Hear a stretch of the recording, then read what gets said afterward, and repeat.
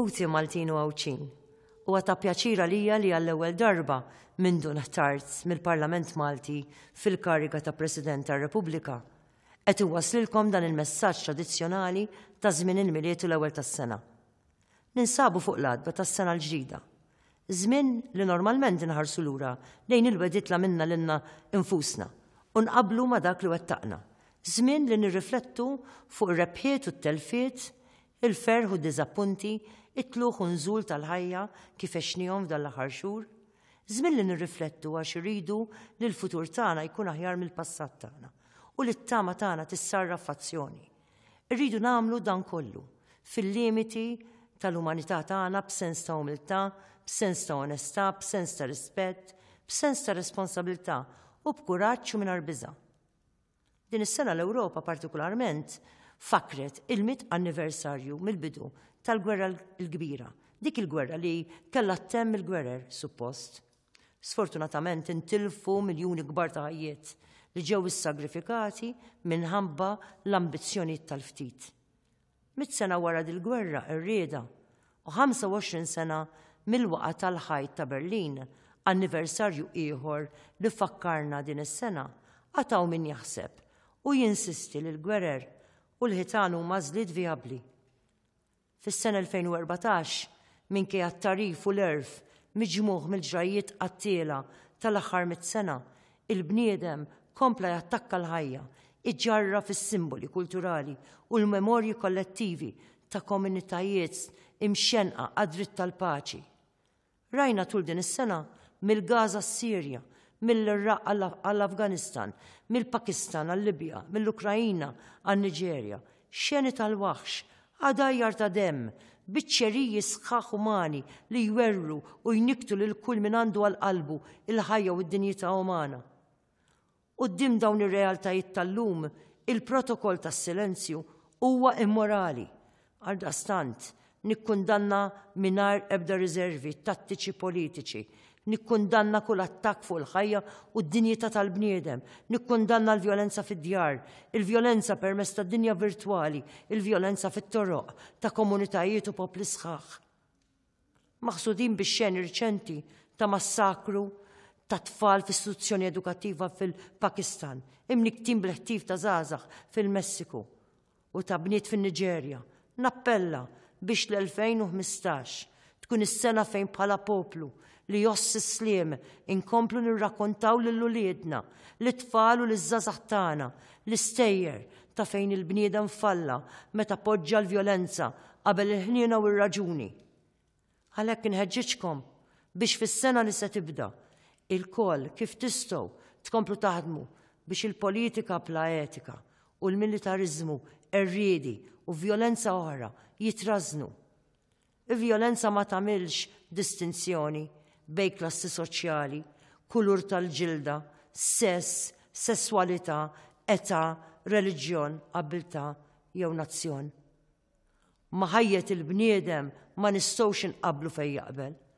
Għalhekk dak li ma rridux tiġi lilna ma nistgħu qatt inkunu differenti għax jiġi l-ħadd ieħor.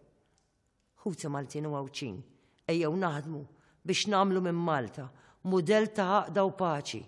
Ejjew nagħmlu minn Malta belt kapitali fil-Mediterran għal paċi.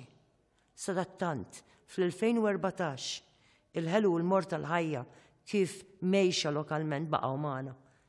Iżda mill-lat pożittiv dal-aħħar 12 xahar innotajt b'sodisfazzjon li ż-żewġ naħat tal-Kamra tar-Rappreżentanti ħadmu għalenija bi ftit għarfien minn midja fuq diversi liġijiet li tejbu il-ħajja ta' kategoriji u saffi differenti tal-poplu Malti u Għawċi.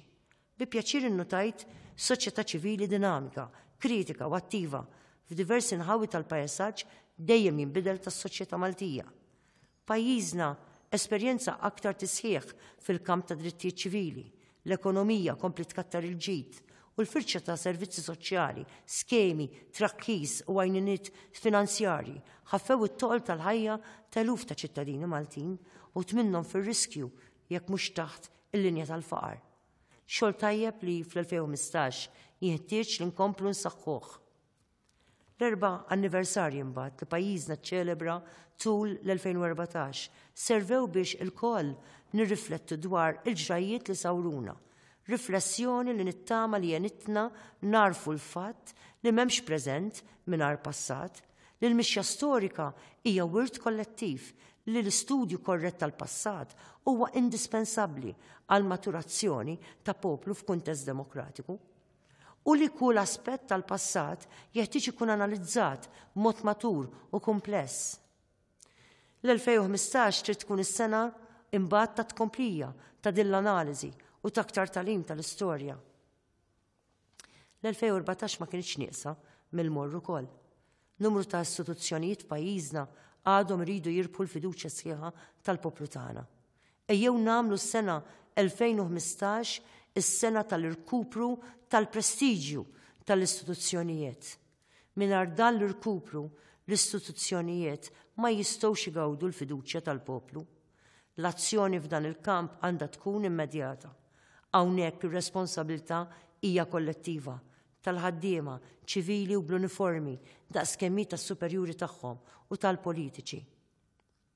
Imbagħad b'sodisfazzjon ninnota il-pubblikazzjoni riċenti tal-Politika Strateġika Nazzjonali kontra l-faqar u l-esklużjoni soċjali. Rridu niżguraw li l-2015 tkun is-sena fejn din il-ġlieda tissokta b'mod urġenti u b'mod interdixxiplinarju u interministerjali. L-aqwa mod kif nistgħu nindirizzaw il-faqar huwa bix-xogħol soċjali fil-komunità, viċin it-batijiet u l-gwaj tan-nies. B'hekk biss l-ewwel nett nistgħu naraw bajnejna li n-nies ma jażlux li jgħixu fil-faqar jew l-esklużjoni soċjali u fit-tieni nett li l-komunità meta apprezzata u mwiżna b'imħabba b'impenn u b'kompetenza għandha ir-riżorsi biex toħroġ mit-tiġrib tagħha. Dawk li huma nieqsa minn l-affarijiet bażiċi tal-ħajja u noqqasijiet oħra mhumiex kategorija waħda. Uħud minnhom qed ibatu minħabba raġunijiet ta' saħħa fiżika jew mentali jew minħabba ċirkustanzi oħra drammatiċi u għaldaqstant ma jistgħux jaħdmu. Għalhekk nappella biex noqogħdu attenti meta norbtu inizjattivi ġodda ta' għajnuna soċjali ma' xogħol biss. Din il-formola mhux dejjem taħdem u tista' tfaqqar aktar milli tillibera. Imbagħad fil-qasam edukattiv, fl-2015 irridu nagħtu lil uliedna sistema edukattiva aktar rilevanti li tindirizza l-bżonnijiet taċ-ċittadinanza demokratika daqskemm taqdi l-esiġenzi tal-ekonomija. Jien li ġejja minn familja tal-għalliema nifhem sew it-tiġrib tal-edukaturi. Għalhekk minn qalbi insellem lill-għalliema u l-mexxejja edukattivi. Nirringrazzjahom tax-xogħol li qegħdin jagħmlu b'risq uliedna u nitlobkom tkomplu tal-moħħ b'impenn, b'imħabba u b'sens ta' ġustizzja soċjali. Nirringrazzja l-awtoritajiet edukattivi u nitlobkom biex tkomplu timpenjaw ruħkom ħalli titjib l-esperjenza edukattiva bit-tama li l-edukazzjoni tkompli tikkontribwixxi għal mobilità soċjali u l-iżvilupp ekonomiku. Sadattant l-ambjent huwa l-pulmun ta' pajjiżna. U fl-2015 irridu nkomplu nipperswadu lil xulxin li meta nfaqru l-ambjent inkunu qed immardu l-poplu. Jekk mhux se noqogħdu attenti se nħallsu prezz qares ħafna għall-azzjonijiet tagħna f'dal qasam. Żgur li ma nistgħux inkomplu niggravaw is-sitwazzjoni. Irrid infakkar lill-awtoritajiet f'dal qasam li d-deċiżjonijiet dwar l-ambjent huma deċiżjonijiet etiċi qabel huma tekniċi jew legalistiċi.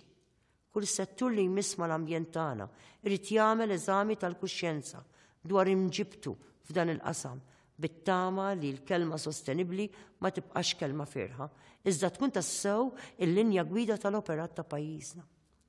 Imbagħad nixtieq nara aktar għaqda bejnietna f'dan il-familji tagħna, fil-komunitajiet tagħna u f'pajjiżna.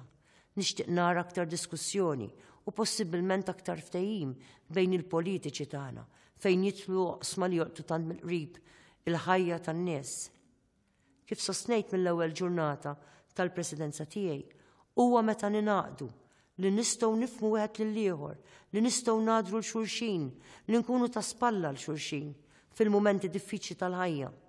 Rridu naħdmu biex impoġġu fuq quddiem il-virtu u l-valur tal-imħabba, taħwa Maltin u Għawċin biex permezz hekk jibqgħu jiddominaw ir-rispett, it-tolleranza u d-dinjità. Laqda tfisser ukoll solidarjetà ma' min hu vulnerabbli fis-soċjetà tagħna, ħalli kulħadd ikun jista' jgħix b'dinjità. Jekk fl-2014 otorna f'xi joqsma, b'wiċċi minn quddiem imma ngħid li l-ġenerożità u s-solidarjetà tal-poplu Malti Wawċi baqgħu b'saħħithom. Din l-ġenerożità jien ġarrabta mill-qrib permezz tal-attivitajiet marbutin mal-Malta Community Chest Fund. Rajt xmara ta' nies li trid tagħti ħina, saħħitha, erfitha u flusa b'risquħutna Maltin u Wawċin fil-bżonn. Hawn appella li nkomplu nkunu ġenerużi. Dan iż-żmien tant sabiħ niftakru f'dawk fostna li għaddejjin minn mart serju, dawk li qed jirċievu kura speċjalizzata, kemm hawn Malta kif ukoll dawk li jingħataw kura barra minn Malta. U dawk nistgħu nsalvawlhom ħajjithom. Grazzi minn qalbi f'isem dawk kollha li ser jibbenefikaw mill-ġenerożità tagħkom. Ħuti Maltin Wawċin, fil-waqt inawguralkom mill-tieni faqda sħiħa bejnietna u sena ġdida mimlija saħħa, risq, paċi u għena. Irrid nirringrazzjakom minn qalbi tal-li għallimtuni bl-esperjenzi tagħkom tul dawn ix-xhur lilni fil-Presidenza. Inħossni tassew gburija bikom.